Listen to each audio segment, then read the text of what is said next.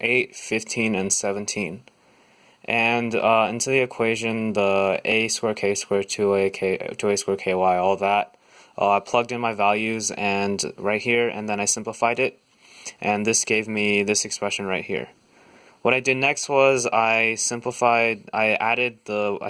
grouped the y's together, the x's together, and then put the constants on the other side of the equation. And then the next step would be to factor these out using completing the square.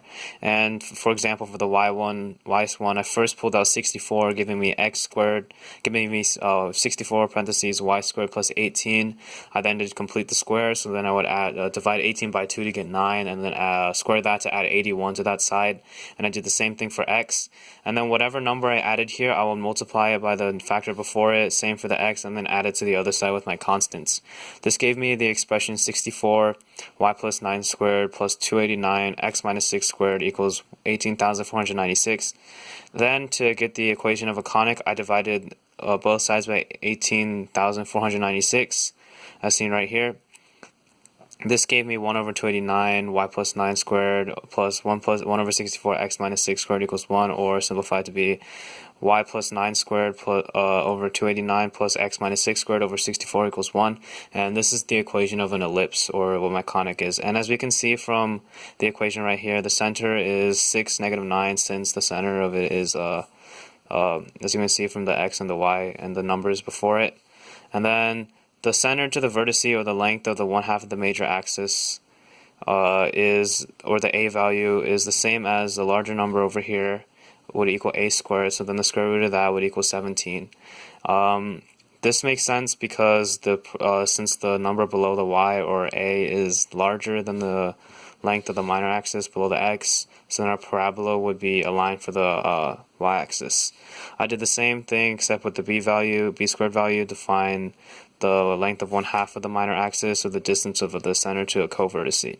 Then, using both the a and b values, I could find the distance from the center to the foci, since c squared equals a squared minus b squared, c squared equals 289 minus 64 equals 225.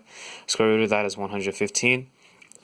Next, I did my covertices, and since this parabola opens up and down, is aligned to the y-axis, to find the covertices, I would add the distance of the center to the covertice to the x value, so 6 plus 8, and then 6 minus 8, and then I would get my covertices to be 14, negative 9, negative 2, negative 9, and then for my vertices, I would add the distance of the center to the vertices to the y value, because this, again, the parabola is aligned, not the parabola, the ellipse is aligned with the y-axis, so 6, negative 9 plus 17, 6, negative 9 minus 17, giving me my vertices 6, 8, 6, negative 26.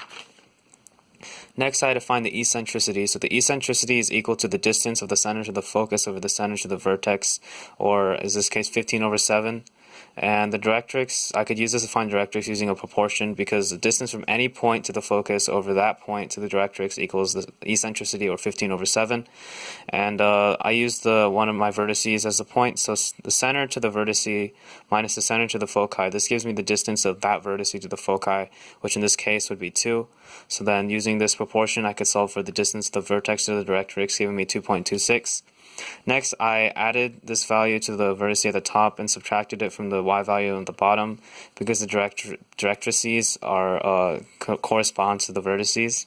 And this gave me the lines y equals 10.26 and y equals negative 28.26. Next, I found the actual points of the foci, and earlier the c squared value, the distance of the foci to the center is 15, center is 6, negative 9, and once again, since the parabola, the ellipse aligns with the y-axis,